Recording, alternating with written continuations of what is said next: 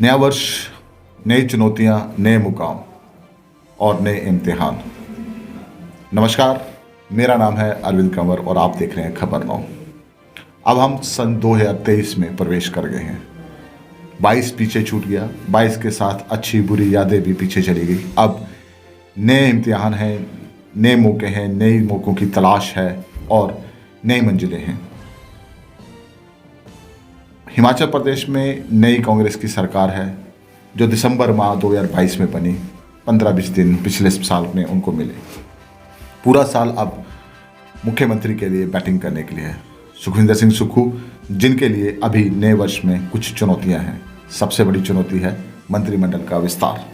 जी हाँ, लगभग 20 दिन हो गए मंत्रिमंडल का विस्तार नहीं हुआ, मंत्री ने शपथ नहीं ली। सरकार काम कर रही है, मुख्यमंत्री और उप मुख्यमंत्री काम कर रहे हैं, लेकिन बाकी कैबिनेट नहीं है। इस साल की शुरुआत नई कैबिनेट से होगी। ऐसा माना जा रहा है कि लोहड़ी के आसपास सरकार पूर्ण रूप से अपने शेप में आ जाएगी। लेकिन ऐसा भी नहीं है कि सुखविंदर सिंह सुक्खू के लिए मंत्रिमंडल के गठन को लेकर कोई ज़्यादा बहुत चुनौतियां हैं। जो जानकारियां मेरे पास हैं कांग्रेस के अंदरूनी जो सोर्सेस है, उससे ये है कि मंत्रिमंडल लगभग तय हैं। कौन से मंत्री बनने हैं वो भी तय हैं, कौन से पोर्टफोलियो उनको मिलने हैं वो भी तय हैं। लेकिन जो तय नहीं है वो ये है कि बनने किस दिन है। कुछ कहते हैं कि जी मुहूर्त ठीक नहीं है, कुछ कहते हैं कुछ और कारण है, लेकिन जनवरी 2023 में मंत्रिमंडल का विस्तार होगा। ये सुखविंदर सिंह सुक्खू को पहली चुनौती पार करनी है। उसके बाद अगली चुनौती ओपीएस। ऐसा माना जा रहा है कि सुखविंदर सिंह सुक्खू मंत्रिमंडल विस्तार को लेकर समय भी शायद इसलिए ले रहे हैं कि ओपीएस का जो मुद्दा उन्होंने चुनावों के दौरान अपने घोषणा पत्र में लिखा था कि हम पहली कैबिनेट में ओपीएस लाएंगे, तो पहली कैबिनेट की रूपरेखा तैयार करने से पहले वो ओपीएस की रूपरेखा तैयार कर रहे हैं। ओपीएस के ऊपर अलग अलग स्टेक होल्डर्स के साथ मीटिंग करने के बाद मुझे लगता है कि उस ड्राफ्ट के ऊपर तैयार कर रहे हैं, और जब वो ड्राफ्ट तैयार हो जाएगा तभी शायद मंत्रिमंडल का गठन भी होगा और पहली कैबिनेट में ओपीएस आएगा। ये एक चुनौती है। देखते हैं कि सुखविंदर सिंह सुक्खू, इसमें सबसे बड़ा जो मुद्दा है वो है फंड। सुखविंदर सिंह सुक्खू इस फंड को कैसे मैनेज करते हैं, वो एक बहुत बड़ी चुनौती है। उसके बाद अगली चुनौती है 1500 रुपये की पेंशन। चुनावों के दौरान महिलाओं को 1500 रुपये देने की जो घोषणा की है, निश्चित तौर पर वो सोशल मीडिया पे धीरे धीरे अब वो ट्रेंड करने लग पड़ी है। जैसे 2014 के इलेक्शंस में प्रधानमंत्री नरेंद्र मोदी का एक भाषण ट्रेंड हुआ था कि सबके खाते में 15-15 लाख रुपए आएंगे। ऐसे ही हिमाचल प्रदेश में अब कांग्रेस की सरकार की वो घोषणा कि 1500 रुपये हर महिला के खाते में आएंगे, वो ट्रेंड कर रहा है। अब वो ट्रेंड कैसे रुकेगा, उसको किस तरीके से अमली जामा पहनाएंगे, किस तरीके से किन महिलाओं के के खाते में वो पैसे आएंगे, किन को उससे बाहर रखा जाएगा, ये सारी चुनौतियां हैं। लेकिन चूंकि सुखविंदर सिंह सुक्खू ने मुख्यमंत्री साहब ने एक प्रेस कॉन्फ्रेंस में कहा था कि हम जो वादे किए हैं वो पूरे करेंगे, तो ये भी एक चुनौती है। देखते हैं कैसे पूरा करते हैं। उसके बाद आएगी चुनौती इंफ्रास्ट्रक्चर डेवलपमेंट को लेके। प्रदेश अब अंतर्राष्ट्रीय स्तर पे कम्पीट करने की स्थिति में आ जाना चाहिए। हमारी सबसे बड़ी चुनौती ये है कि हम लोग देश के अंदर ही बाकी राज्यों के मुकाबले में इंफ्रास्ट्रक्चर डेवलपमेंट और बाकी प्रोजेक्ट्स में बहुत पिछड़ जाते हैं। अगर आप गुजरात में जाएंगे, गुजरात में आपको बहुत से प्रोजेक्ट्स चलते हुए नजर आएंगे। आप महाराष्ट्र में जाएंगे, आपको महाराष्ट्र में बहुत से प्रोजेक्ट चलते हुए नजर आएंगे। आपको राजस्थान में प्रोजेक्ट चलते हुए नजर आएंगे। आपको उत्तर प्रदेश में बहुत से प्रोजेक्ट चलते आएंगे। लेकिन हमारे हिमाचल प्रदेश में यहाँ हम थोड़े से रुकते हैं। पिछले 5 साल में पिछली सरकार की जो बड़ी घोषणाएं थी, एक एयरपोर्ट मंडी में आने का नहीं आया, उसका कोई उस पर एक ईंट भी नहीं लगी, शिलान्यास भी नहीं हुआ। रहता कांगड़ा एयर पट्टी को बड़ा करने का जो एक प्रोजेक्ट आया था वो उस पर काम नहीं हुआ। उसके बाद रेल लाइन को लेकर प्रोजेक्ट्स आए, कोई काम नहीं हुआ। रैदर अभी तक हमारे पास जो मेन 2 रेल लाइन है वो एक जो हेरिटेज चल रही है, कांगड़ा जोगिंद्रनगर और कालका शिमला वाली, उसके ऊपर कोई ऐसे बड़े कुछ काम नहीं किए जो टूरिस्ट को अट्रैक्ट कर सकें। नए प्रोजेक्ट्स तो बहुत दूर की बात है। हालांकि भानुपल्ली बिलासपुर चल रही है, लेकिन वो भी एक पर्टिकुलर दायरे से गुजरेगी, तो उसको अभी समय लगेगा। लेकिन नए प्रोजेक्ट्स हम लोग नहीं आए हैं, लेके नहीं आ पाए हैं। तो नए प्रोजेक्ट्स को लाना एक बड़ी चुनौती है। कांगड़ा एयरपोर्ट को डेवलप करना बहुत चुनौती है। आज ही पिछले कल मैं देख रहा था कि सरकार ने घोषणा की कि हम धर्मशाला में नगरी में आईटी पार्क लाएंगे। पर आईटी पार्क कैसे आएगा? आईटी पार्क की सबसे बड़ी चुनौती है इंफ्रास्ट्रक्चर। जितने भी बड़े आईटी पार्क हैं, चाहे वो आपका हैदराबाद में खुला है, चाहे वो बेंगलुरु में खुला है, जो सन सिटी जो आईटी सिटीज़ बनी हैं वो इंफ्रास्ट्रक्चर के बेस पे बनी है। क्योंकि जो आईटी सेल में काम करने वाले लोग हैं, जो आईटी इंडस्ट्री में काम करने वाले लोग हैं, उनका जो टेम्परामेंट बड़ा डिफरेंट होता है। उनका वीक डे होता है, उनका वीकेंड अलग होता है, उनकी कनेक्टिविटी बहुत अच्छी होती है। क्योंकि हिमाचल प्रदेश में जो भी आईटी कंपनी आप लाओगे, बाहर से लाओगे, वहाँ पे काम करने वाले जो लोग हैं वो भी बाहर से आएंगे। अगर आप यहाँ पे 40% 50% एम्प्लॉयमेंट जनरेट करोगे तो 40-50% एम्प्लॉयमेंट बाहर से भी आएगी, बड़ी कंपनी की। तो उनको इंफ्रास्ट्रक्चर चाहिए, उनको एयरपोर्ट की कनेक्टिविटी चाहिए। वो ऐसा नहीं हो सकता है कि अगर आपकी हैदराबाद की कोई कंपनी नगरी में, धर्मशाला में, आईटी पार्क में अपना प्लांट लगाती है, अपना प्रोजेक्ट लगाती है, तो वो हैदराबाद से पहले दिल्ली लैंड करे और दिल्ली से फिर धर्मशाला लैंड करे। नहीं, उसकी कनेक्टिविटी आपको करनी पड़ेगी। आपको एयरपोर्ट बड़ा लाना पड़ेगा जो हैदराबाद, बॉम्बे, चेन्नई, बेंगलुरु बड़े शहरों के साथ कनेक्ट हो, खासकर डोमेस्टिक में बड़े शहरों के साथ कनेक्ट हो। इसलिए बड़ा एयरपोर्ट बड़ा ज़रूरी है। जब तक आप इंफ्रास्ट्रक्चर की डेवलपमेंट नहीं करेंगे, आप बड़े प्रोजेक्ट्स को हिमाचल प्रदेश में नहीं ला पाएंगे। उसके बाद सबसे बड़ी चुनौती जो सुक्खू सरकार के सामने इस बार आने वाली है वो है इंडस्ट्री और टूरिज़्म।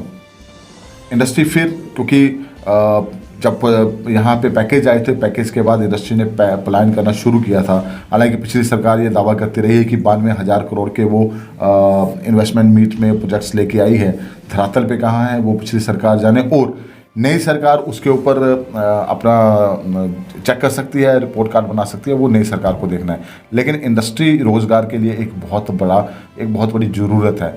तो ये देखना पड़ेगा सुक्खू सरकार को कि वो इंडस्ट्री को लाने के लिए, हिमाचल प्रदेश में बड़े प्रोजेक्ट्स को लाने के लिए, इंडस्ट्री के प्रोजेक्ट्स को लाने के लिए किस तरीके से रूपरेखा तैयार करती है, उद्योग विभाग के अधिकारी उस पर किस तरीके से काम करते हैं। ये एक बहुत बड़ी चुनौती है। उसके बाद सबसे बड़ी चुनौती है टूरिज़्म। अगेन टूरिज़्म जो है वो कनेक्टिविटी से जुड़ा हुआ मामला है। अगर आपको आज हालांकि सड़कें बन रही हैं, मुझे लगता है कि एक आधे साल में वो रोड सारे ठीक हो जाएंगे, लेकिन वो भी एंड है। वहाँ पे भी इंफ्रास्ट्रक्चर डेवलप होना बड़ा ज़रूरी है। आप मनाली पहुँच जाते हैं, मनाली में जाके आप 4-4, 5-5, 10-10 किलोमीटर के लंबे जाम में फंसते हैं, उसका कोई फ़ायदा नहीं है, टूरिस्ट नहीं आएगा। आप फ़ॉरेन में जाते हैं, आप वहाँ देखते हैं, आपको वहाँ पे जाम नहीं मिलते हैं। हिल स्टेशंस पे आपको वहाँ पे इंफ्रास्ट्रक्चर मिलते हैं, वहाँ पे आपको गंडोले मिलते हैं, वहाँ पे आपको हेली स्कीइंग मिलती है, आपको वहाँ हेलीकॉप्टर राइड मिलते हैं, और बहुत से प्रोजेक्ट्स मिलते हैं। चूँकि हम एक पहाड़ी राज्य हैं तो हमारा बहुत सा टूरिज़्म जो है वो बर्फ़बारी के साथ जुड़ा हुआ है, खूबसूरती के साथ जुड़ा हुआ है। तो उस तरीके से हमें यहाँ पे इंफ्रास्ट्रक्चर डेवलप करने पड़ेंगे। ये एक चुनौती है सुक्खू सरकार के लिए।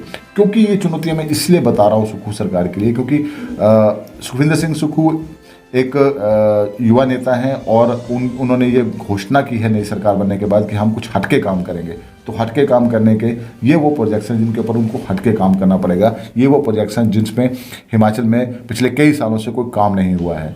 उसके बाद चुनौती है एप्पल बेल्ट। 18 से 20 विधानसभाएं हिमाचल प्रदेश में सेब से क्षेत्र, सेब की खेती से जुड़े हुए लोगों की हैं। बड़ा जो किसान है, जो बड़ा कृषक है, जो बड़ा सेब उत्पादक है, उसके लिए सब कुछ हरा है, सब कुछ बढ़िया होता है। छोटा और मीडियम जो है वो आज की डेट में थोड़ा सा पिस रहा है इसलिए खाद के रेट बढ़ गए हैं, लागत बढ़ गई है, रेट उस तरीके से सेब के बाज़ार में मिल नहीं रहे हैं, आड़ती बहुत परेशान करते हैं, जो बिचौलिए हैं उनके साथ बड़ी दिक्कतें हैं, डायरेक्ट माल बेचने की उतनी सुविधा नहीं है। अगर एक सेब उत्पादक अपनी कॉस्ट को भी पूरा नहीं कर पाएगा तो वो सेब क्यों पैदा करेगा, वो सेब के ऊपर क्यों काम करेगा, वो सेब के ऊपर क्यों सारा साल मेहनत करेगा। उसकी मेहनत की लागत की कॉस्ट उसको मिलनी ज़रूरी है। सरकार को ये देखना पड़ेगा, चाहे वो कोरिगेटेड बॉक्सेस के उसमें उनको सब्सिडी प्रोवाइड करवाए, चाहे वो उनको ट्रांसपोर्ट इंफ्रास्ट्रक्चर में सब्सिडी प्रोवाइड करवाए, चाहे उनको वो खाद में करवाए, चाहे उनकी परचेज को लेके करे। लेकिन कहीं ना कहीं चूँकि सुखविंदर सिंह सुक्खू ने मुख्यमंत्री बनने से पहले उनकी पार्टी ने घोषणा की थी कि वो कृषकों का ख्याल रखेंगे। हिमाचल प्रदेश में एक बहुत बड़ा तबका जो है वो एप्पल ग्रोअर्स है, तो उसका ख्याल रखना बहुत ज़रूरी है। ये एक चुनौती है कि उसके ऊपर क्या रोड मैप बनेगा। ऐसी ही चुनौती लोअर हिमाचल में है। लोअर हिमाचल में आपके पास आम उत्पादक हैं, आपके पास संतरा उत्पादक हैं, आपके पास लोअर हिमाचल में एक डिफरेंट किस्म की खेती, डिफरेंट किस्म की ग्रोअर्स हैं। लेकिन उनको भी रेट नहीं मिलते हैं, उनको भी उनकी जो पैदा करते हैं आम, उनके पास जो संतरे होते हैं उसको मार्केट नहीं मिलती है, उसको भी देखना पड़ेगा। वो एक बैलेंस जो है एप्पल ग्रोवर्स और मैंगो ग्रोवर्स और ऑरेंज ग्रोवर्स, इन सब के लिए सरकार को एक अच्छा सा एक प्रोजेक्ट बनाना पड़ेगा, देखना पड़ेगा कि वो जो चीज़ें हैं उनकी कॉस्टिंग को कैसे पूरा करती हैं। और कुछ ऐसा भी किया जा सकता है, कुछ ऐसे प्रोजेक्ट्स लाए जा सकते हैं कि वो उनकी जो कंजम्पशन है वो वहीं पे हो सके। तो ये एक देखना पड़ेगा कि सुखू सरकार इसके ऊपर क्या काम करती है। एम्प्लॉयमेंट, रोजगार की बात सरकार ने की है। अब रोजगार, जो मेरा मानना है कि हर किसी को सरकारी नौकरी तो मिल नहीं सकती, और अगर सरकारी नौकरी के ऊपर सब डिपेंड करेंगे तो जो सरकारी नौकरी में काम करने वाले हैं वो काम क्या करेंगे, मतलब इतना काम भी तो हो जिसके लिए सरकारी नौकरी दी जा रही है। प्राइवेट सेक्टर में खासकर सोशल इकोनॉमी को मेंटेन करना बहुत ज़रूरी है। हमने पहले भी इस पर चर्चा किया है कि हिमाचल प्रदेश का जो रूरल एरिया का बच्चा है वो पढ़ाई करने के बाद एक प्लेन एरिया में नौकरी करने आता है, चाहे वो बिलासपुर का बच्चा है, चाहे वो मंडी का बच्चा है, चाहे वो कुल्लू का बच्चा है, चाहे वो हमीरपुर का बच्चा है, वो नौकरी करने के लिए ऊना, संतोषगढ़, बद्दी, नालागढ़, कालाअमृत में जाता है। ये इस इंडस्ट्री बेल्ट पे काम करता है, लेकिन यहाँ पे आने के कारण उसका जो एक सोशल एक इकोनॉमी है वो उसकी ख़राब हो जाती है। परिवार उसका गांव में रह जाता है, बच्चा यहाँ पे अकेला आता है, उसको उस तरीके का रहने को सुविधाएं नहीं मिलती हैं, खाने को अच्छा नहीं मिलता है, तो वो कहीं ना कहीं हमारे सामाजिक ढांचे को ख़राब कर रहा है। सरकार को पहल करनी चाहिए कि ग्रामीण इलाकों में, उन हिमाचल के अंदरूनी इलाकों में इंफ्रास्ट्रक्चर के साथ साथ इंडस्ट्री को लाया जाए। इंडस्ट्री में इस तरीके की इंडस्ट्री लाई जाए जो वहाँ की सामाजिक ग्रोथ को जो है वो बढ़ा सके। तो ये एक बहुत ज़रूरी है कि पहाड़ी जैसे इलाकों में, हिमाचल के पहाड़ी इलाकों में, अंदरूनी हिस्सों में बड़े उद्योगों को स्थापित किया जाए। पॉलिटिकल बैलेंस सुखू सरकार के लिए एक बहुत बड़ी चुनौती है। कांग्रेस सरकार बनाई है, निश्चित तौर पर सुखू भी जानते हैं, हम भी जानते हैं कि 2-3 धड़ों में कांग्रेस इस वक्त बटी हुई है।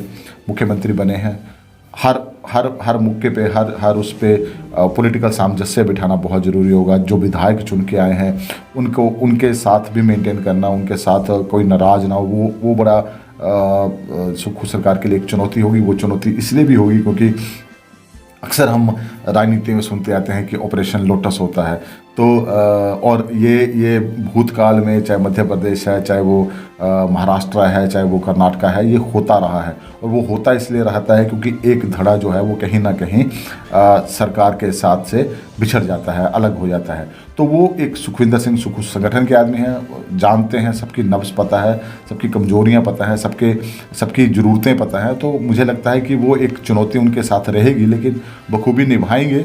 मैं ये आशा करता हूँ कि 2023 में सरकार जो है वो इन सारे मापदंडों के ऊपर, इन सारी चीज़ों के ऊपर कुछ ना कुछ ऐसे प्लान्स लाए सो डैट कि अगले 4 साल के लिए वो एग्जीक्यूशन हो, ना कि पिछली सरकार की तरह कि जो ड्रीम प्रोजेक्ट एयरपोर्ट का था उसमें भी 5 साल तक शिलान्यास भी नहीं करवा पाए। बहुत बहुत शुभकामनाएं हैं सुखू सरकार के लिए 2023 में आगाज के लिए। आप सबको नववर्ष की बहुत बहुत हार्दिक शुभकामनाएं। खबर नाउ के इस पेज को आप फेसबुक पे फॉलो कीजिए और यूट्यूब पे सब्सक्राइब कीजिए और देखते रहिए खबर नाउ।